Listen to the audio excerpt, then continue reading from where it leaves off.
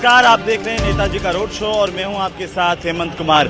आज हम बाड़मेर जैसलमेर लोकसभा सीट पर हैं, वहां पर लोकसभा इलाके में हैं जहां पर ईटादा गांव है बाड़मेर जिले का।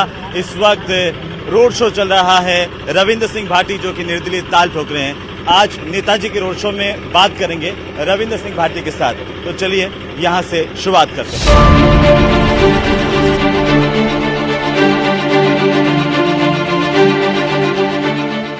तो ये राजस्थान की नहीं देश की हॉट सीट बन चुकी है, क्योंकि यहाँ पर मुकाबला त्रिकोणीय। एक तरफ केंद्रीय मंत्री हैं कैलाश चौधरी, भारतीय जनता पार्टी के प्रत्याशी एक बार फिर से चुनावी मैदान में ताल ठोक रहे हैं, तो दूसरी तरफ है रविंद्र सिंह भाटी, एक नया नाम, नया चेहरा, जिसे लोग जो है उनके समर्थक रवसा के नाम से जानते हैं, नौजवान पीढ़ी, और साथ ही साथ आप रविंद्र सिंह भाटी के तौर पर उन्हें जानते हैं। एक ऐसा चेहरा जो छात्र संघ से जिसने शुरुआत की और उसके बाद जयनारायण व्यास विश्वविद्यालय की रवायत को उन्होंने बदल करके रख दिया। ज्यादा एंट्रो की जरूरत नहीं है, लेकिन ये सीट बड़ी फंसी हुई नजर आ रही है। बेटी रवसा, स्वागत है आपका। बहुत बहुत धन्यवाद। बहुत बहुत कीकर हो?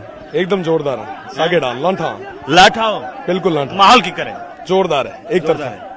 एक बात बताओ रवसा, ये इतनी सारी भीड़, ये इतने समर्थक, ये कहाँ से आते हैं? ये मेरे भाई हैं जिन्हें एक विश्वास है, एक भरोसा है अपने भाई रविंद्र पे कि ये आगे आएगा और हमारे लिए कुछ करेगा। बिल्कुल। तो क्या करेंगे जीत करके इस क्षेत्र के लिए? इन लोगों की वो तमाम समस्याएं जो अभी तक सुलझी नहीं है, उसको हल करने का काम इनका भाई रविंद्र करेगा। सबसे महत्वपूर्ण समस्या इस लोकसभा सीट पर क्या है? ये हॉट सीट बन चुकी है, पूरी चुनौती दे रहे हैं आप। किसी ने सोचा भी नहीं था कि एक ऐसा नौजवान जो बाड़मेर के गड्ढा रोड इलाके से आता है और जब जयनारायण व्यास विश्वविद्यालय तक जाता है तो रवायत बदल देता है। देखो साहब, यहाँ की समस्या खूब सारी है और सबसे बड़ी समस्या है पानी की। आजादी के 77 साल बाद में भी हमारे लोगों को अभी तक पानी नहीं मिला। ये तमाम लोग, ये तमाम युवा अभी तक बेसब्री से इंतजार कर रहे हैं उस रोजगार का। इन्हें लगता था कि जब ये मल्टीनेशनल कंपनीज आई है तो हमारे लिए कुछ करेगी। साथ ही साथ तमाम शिक्षा और चिकित्सा की व्यवस्था। मैं आपको बताना चाहूंगा कि मुख्य रूप से मूलभूत सुविधाएं जो आम आदमी को मिलनी चाहिए थी, वो मेरे इस क्षेत्र में नहीं मिली। मैं आपको विश्वास के साथ कह सकता हूँ, आने वाले समय में इन भाइयों के हक और अधिकार के लिए लड़ूंगा, इन्हें वो तमाम सुविधाएं दिलवाऊंगा। तो ऐसी क्या बात हुई रविंद्र सिंह भाटी जो 3-4 महीने पहले विधानसभा के चुनाव जीत करके आए और रामचरितमानस की कसम भी खा करके, मुझे याद है कि शिव विधानसभा में आप कहते थे कि आपके बीच में रहूंगा। ऐसी क्या बात हुई कि लोकसभा के चुनाव में उतर गए? देखो साहब, जनता का आदेश था। जब मैं विश्वविद्यालय का चुनाव लड़ रहा था तो उस समय टिकट नहीं मिल पाया मुझे तमाम युवा साथियों ने कहा कि चुनाव लड़ो। मैंने उनकी बात रखी, उनके आशीर्वाद की बदौलत एक निर्दलीय छात्र संघ के अध्यक्ष के रूप में आगे आ पाया। विधानसभा के चुनाव की अगर बात करूं तो मेरे पास टिकट नहीं था। 36 कौम के लोगों ने कहा कि चुनाव लड़ो। मैं उनके विश्वास और उनके भरोसे पे आगे आया, उन्होंने मुझे आशीर्वाद दिया।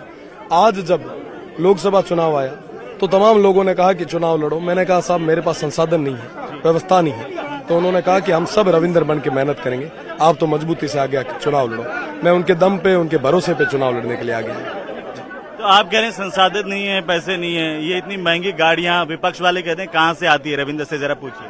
ये तमाम मेरे भाई जो आसपास जो घूम रहे हैं, बहुत ज्यादा भीड़ हो गई है, आपके समर्थक बहुत ज्यादा। मैं रिक्वेस्ट है मेरी, थोड़ा शांत होइए। ये इतना प्यार क्यों मिल रहा है रवसा? सब एक विश्वास है ये कि आप ये एक भरोसा है कि मारो भाई रविंद्र आ गया है और मार वास्ते कहीं काम कर है। हाँ। तो तमाम चीजें ला है जिकारी ये क्षेत्र ना जरूरत है। जी। मैं ये जानना चाह रहा था कि भारतीय जनता पार्टी की तरफ से भी कैलाश चौधरी और कुछ लोगों ने सवाल उठाए और ट्विटर पर भी लगातार ये ट्रेंड करता रहा आपके लंदन दौरे को लेकर के। आपका क्या मानना है, क्या कहना चाहेंगे, ये क्यों? देखिए साहब, ये ना सवाल उठाऊ दो काले जब ये ना हमारी जरूरत थी जदे तक तो मैं सब ठीक है। हाँ। और जय ये ना लागो कि हमें चुनाव जीत सके। हाँ। तो तमाम तरीके आरोप लगाने लग गया। मैं अपना बताना चाहूँ कि साहब जितना भी आरोप लगा रहा है, हूँ यहाँ चैलेंज करा थे, सिद्ध कर बता दो। या तो अगर मैं हमारे माता आरोप सिद्ध हुआ तो मैं राजनीति छोड़ दूं, अगर आप आरोप सिद्ध नहीं कर पाया तो आप राजनीति छोड़ दें। आप कह रहे हैं कि अगर ये आरोप लगा रहे हैं और वो आपको देशद्रोही तक कहने लग रहे हैं? देखो साहब, हमारे खूंजे में ना सर्टिफिकेट राखी है जी, है ना। वो तो चाहे जी के ना कोई भी सर्टिफिकेट दे सके। तो लगातार आप देख पा रहे हैं रविंद्र सिंह भाटी चुनाव प्रचार पर हैं, जनसंपर्क कर रहे हैं और ये भीड़ देख रहे हैं जिसकी वजह से हमें 2-3 टुकड़ों में ये इंटरव्यू करना पड़ रहा है, उनसे बातचीत करनी पड़ रही है।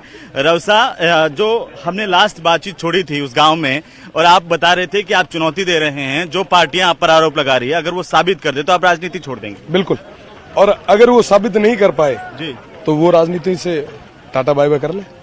लेकिन वही आरोप लगाते हैं कि रवसा जो है उनके खून में ही बगावत है कहीं न कहीं। 2019 का छात्र संघ का चुनाव, वहां से उन्होंने बगावत करके निर्दलीय के तौर पर लड़ा। उसके बाद जब विधायकी लड़ी आपने, तब भी बगावत करके लड़ी, और अब लोकसभा में भी आप झंडा बुलंद कर रहे हैं। मैं आपको बताना चाहूंगा कि हर बार मैंने जनता का आदेश माना जी, और जनता के आदेश के अनुसार मैंने चुनाव लड़े। परिस्थितियां ऐसी रही कि टिकट नहीं मिल पाया। सबसे बड़ी चीज कि साधारण परिवार से आता हूँ, पॉलिटिकल कोई गुरु नहीं था, कोई आका नहीं था, किसी ने हाथ नहीं पकड़ा, तो जनता के आशीर्वाद की बदौलत आगे बढ़ने का प्रयास कर रहे हैं। लेकिन मैं पढ़ रहा था आपके पिताजी तो शारीरिक शिक्षक पीटीआई थे और आपने राजनीति को चुना, ऐसा क्यों? मैं आपको बताना चाहूंगा कि उस समय जब मैं विश्वविद्यालय में था तो उस समय की परिस्थितियां ऐसी थी, चुनाव लड़ने के लिए आगे आया और सभी का साथ मिला, छात्र संघ का अध्यक्ष बना। विधानसभा का चुनाव आया, जनता का आदेश था कि चुनाव लड़ो। निर्दलीय था, डर तो था कि अगर हार गया तो चीजें वैसी नहीं रहेगी, पर फिर सोचा कि जनता के आदेश की पालना मुझे करनी चाहिए। मैंने आदेश की पालना की, जनता ने मेरा मान रखा, चुनाव जिताया। अब वापस जब लोकसभा का चुनाव आया, जनता का आदेश था कि चुनाव लड़ो, तो इनके आदेश पे मैं चुनाव लड़ने के लिए आगे आया। लेकिन अब आपने बीजेपी भी ज्वाइन की थी, ऐसा क्या हुआ कि पार्टी की लाइन से हट करके और आपने चुनाव लड़ने का निर्णय किया? मैं आपको बताना चाहूंगा कि जब टिकट नहीं मिला तो सभी का ये आदेश था कि इंडिपेंडेंट आप के लिए बीजेपी ज्वाइन की थी? ऐसा कुछ भी नहीं था। क्षेत्र के लोगों की आवाज को प्रदेश की सबसे बड़ी पंचायत में रखना था और इन सभी का आदेश था, तो इनके आदेश के अनुसार तो उस वक्त भारतीय जनता पार्टी के लोगों ने आपसे संपर्क नहीं किया, आपको मनाने की कोशिश नहीं की? उस समय की परिस्थितियां ऐसी रही कि सभी को ये लग रहा था कि ये इंडिपेंडेंट शिव जैसी इतनी बड़ी कॉन्स्टिट्यूंसी में कैसे चुनाव लड़ेगा, क्या होगा, कैसे होगा, और मुझे जनता पे भरोसा था कि क्या करेगा। उन्हें भरोसा नहीं था कि जीत पाएगा। ये छोटा सा लड़का जो जयनारायण व्यास विश्वविद्यालय की रवायत का जिक्र हम कर रहे थे कि निर्दलीय किसी ने वहां से जीत हासिल नहीं की, शायद नहीं। 57 साल के इतिहास में पहली बार युवाओं के आशीर्वाद के साथ में मुझे इंडिपेंडेंट जीतने का मौका मिला। तो जब आपने विधायकी लड़ने के बाद में रिजल्ट आ गया, विधायक बन गए और लोगों से वादा किया था कि उनके विकास के काम करवाऊंगा, लेकिन लोग कहते हैं कि रवसा ने विधायक बनने के बाद महज 2 हेडपंप लगवाए। 2 तो लगाए ना, आगे भी लगाऊंगा, जज के लगाऊंगा, और ये 2 हेडपंप वही है जिन्होंने जयपुर और दिल्ली को बाड़मेर बिठा रखा है। लेकिन ऐसा क्यों हुआ कि महज आपको सिर्फ एक विधायक के तौर पर सिर्फ 2 हेडपंप?